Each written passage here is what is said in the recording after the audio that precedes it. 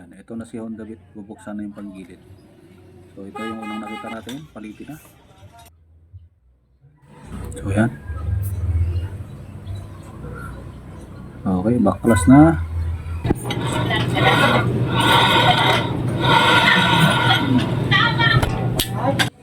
Yan, makikita naman natin tong kanyang panggilid na. So yan, kulay brown na. Tapos ito, lining. Walang-wala na. Palitin na yan. Dito naman tayo sa kanyang huli. Huli. Ang laman niya, flyball at saka slide piece. Silipin natin. So yan, may kanto na. Palitin na yan. So, slide piece, pag natatanggal na siya, maluwag na, maingay na rin yan.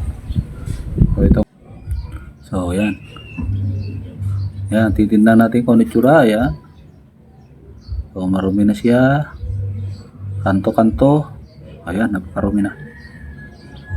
So dapat wala yan. Tapos ito yung bakit natin papapalitan. Yan, matigas. Lumalaban yung bearing ng torque drive. Bearing. Yun. Tawagan mo sa Tito Boy. Ito, ang pinakaano nito, 24,000. Kasi hindi natin alam kung kailan sila nagpalit. Magkano to tayo? Hindi. Ang tinakbo ng motor dapat 24,000. Ano na dapat yan? Maximum. Ayan. Ano na to? Sakto na yan. Palitin. Kailangan ng palitan. Kasi pag hindi mo na monitor, nasa kalsada. Torque drive bearing. Flyball at saka slide piece. Ito na. Tapos brake pad. Brake pad.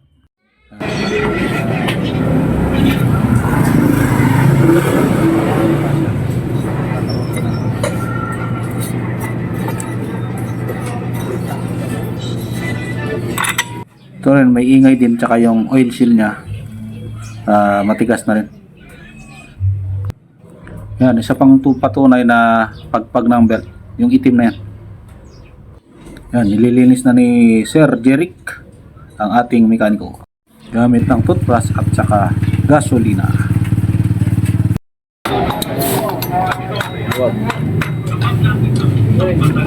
Ayan, kumarga ng circlip.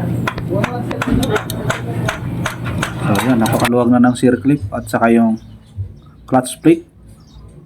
Maingay yan, maingay.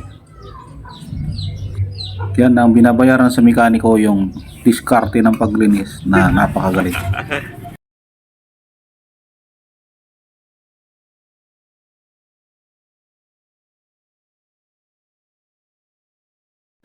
Yan, pinarefresh ko na rin yung kanyang front shock, yung spring at saka yung slider, damper. Tapos brake pad, palit na rin. Okay. So hanggang dito na lang. Maraming salamat. Sana nagustuhan at i-share ang ating video.